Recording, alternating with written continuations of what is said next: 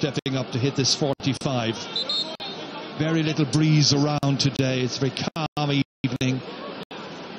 Cotton wool clouds overhead, plenty of blue skies as well, sunshine, and Mayo enjoying themselves, and they'll enjoy it even more when the white flag goes up again for that 45, successfully converted by Jason Doherty and Stephen Rochford, who won an All-Ireland club final here a couple of years ago as coach and manager of Corrafin in Galway.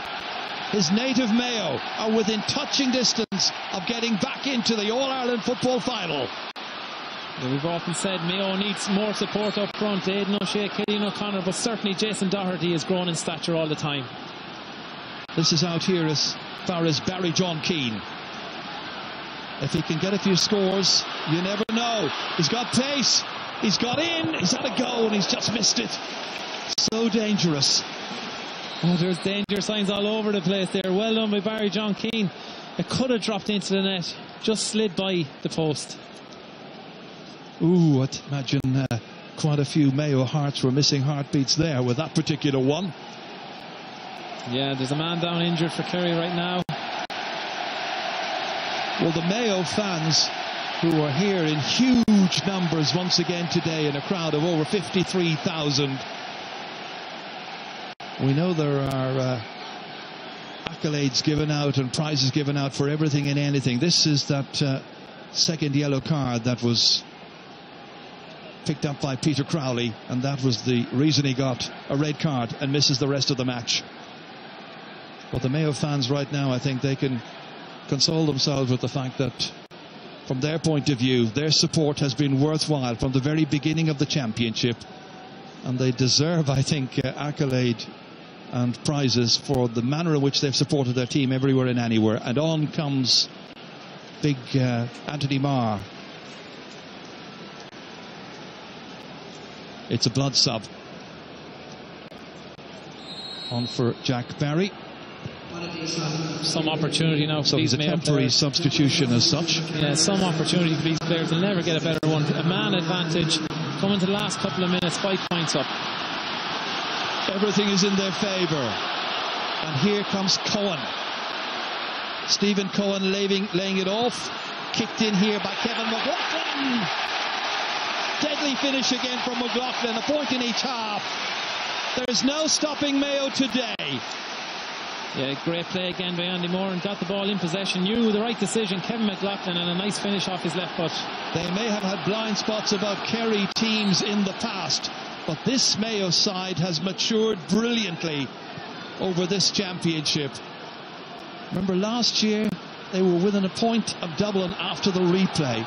In the drawn match they conceded 2 own goals. They've suffered the agony of the damned over the years, but right now they are within, about 4 minutes, the end of the 70 minutes, plus the usual 3 or 4 minutes to be tagged on. And then surely it's Mayo into this year's All-Ireland football final. That's a great ball forward here for Kerry's James O'Donoghue. Can he make some inroads? Difficult against Keith Higgins. Such a sticky... And Higgins got a little block on it. And out comes Colin Boyle to take it. And down goes Boyle under the weight of the challenge from James O'Donoghue. And it's a free out. Brilliant play by Keith Higgins. He knew James O'Donoghue wanted to get back on his left. He knew that all along. Got the block in, and a great interception by Colin Boyle. Well, you'll have to start thinking about your man of the match very, very shortly, Desi. Here comes Loftus once again. Oh, lovely fluency, great direction. He's kicked the second. Manu got that all-important goal against Derry towards the very end of the 70 minutes in Castlebar in the qualifier.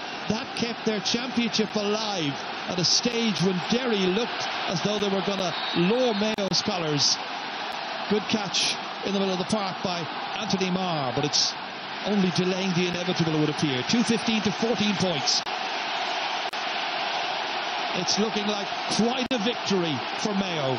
Barry John Keane trying to carry it on past Chris Barrett.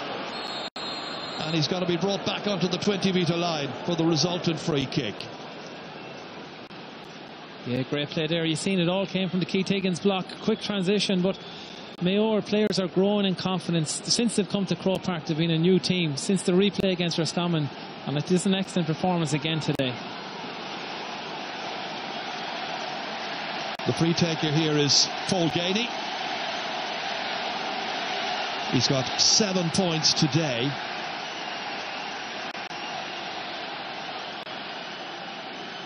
Two of them were from open play, the rest from frees. You can make it 8. Just about raises a cheer here from the Kerry followers. 2 goals the margin. Another change coming up, and into the fray comes Danny Kirby. Big tall man, 6'5" tall. Kirby on up against Anthony Marr, 2 6'5" men. Short kick out's been taken. Keith Higgins knocking it forward, taking it under pressure. Stephen Cohen advancing with some purpose. Players in support right and left of him. Conor O'Shea, one of them. Third of the O'Shea brothers. Their dad Jim watching on. And he's a proud Kerry man, but supporting Mayo here, watching his side as Lee Keegan kicks it in, and that ball has gone wide. It's only the first wide of the second half, and they're 7th in all. It's pretty much been a superb display by Mayo.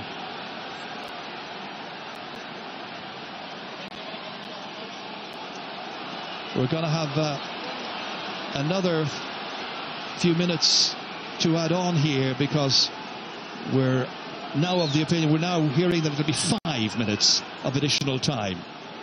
Jack Savage knocking it in here towards